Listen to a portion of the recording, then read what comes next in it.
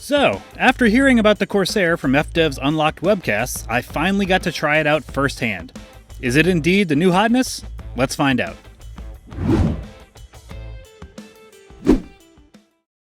According to Frontier, the Corsair is designed to be a successor to the Imperial Clipper and superior to the Python.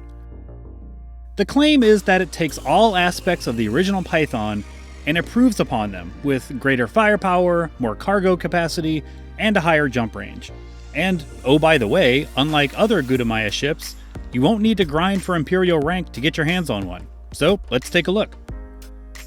Fresh off the showroom floor, one of the first things that stands out, and one of the biggest points that's been touted about it in pre-release, is that it's the first and only medium-class ship that sports Class 7 thrusters. And sure enough, there they are. As for the rest of the core internals, they match up exactly to those of the Python. Over to the optional internals, they again are quite similar to those of the Python, except with the Python's Class 3 and Class 4 slots being upgraded by a class each, to give the Corsair a total of 3 Class 5 slots, 3 Class 6 slots, and 1 each of Classes 1, 2, 3, and 4. So that means more room in there for cargo, or a larger FSD booster, shield generator, or collector Olympic controller. Alternatively, stripped down to cargo racks only, that'll give you a maximum of 318 tons of cargo space if that's your thing. As far as hardpoints go, the Corsair sports 3 large and 3 medium hardpoints. That gives it the edge of having an extra medium hardpoint to the Python's 2.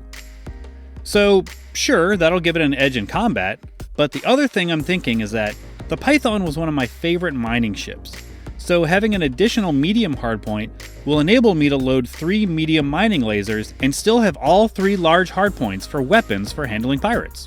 Nice. But enough looking at the window sticker. Let's take her out for a spin. According to Frontier, the Corsair inherits the low-drift flight model from the Clipper, and even unengineered should feel like it's on rails. So let's compare its maneuverability to the Clipper and the Python.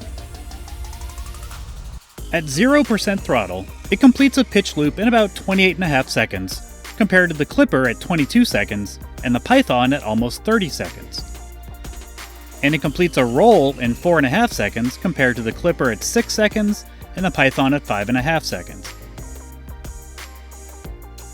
At 50% throttle, the Corsair completes a pitch loop in just under 14 seconds, compared to the Clipper at 9.5 and the Python at 14 seconds.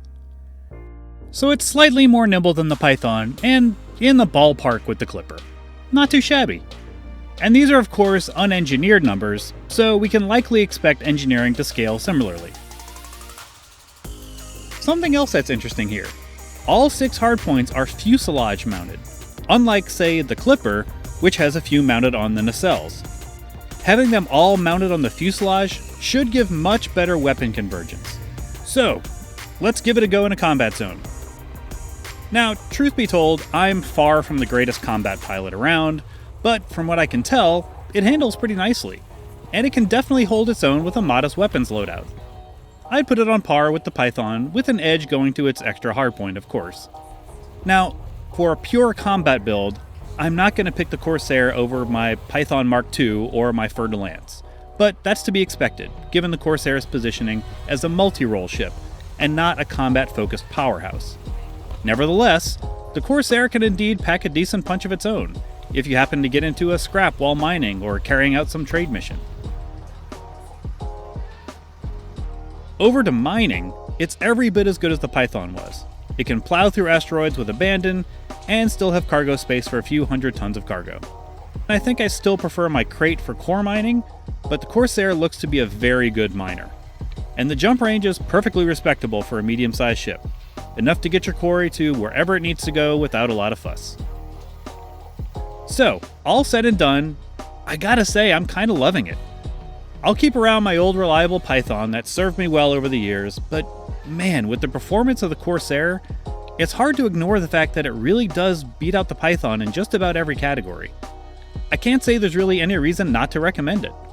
Gutamaya looks like they've got a real winning formula here, and I'd recommend you give it a look. The word from Frontier is that it'll be available for ARCs starting on April 8th. As I get some more time behind the wheel, I'll post a few more updates, but what do y'all think? Are you going to try it out? Let me know down in the comments.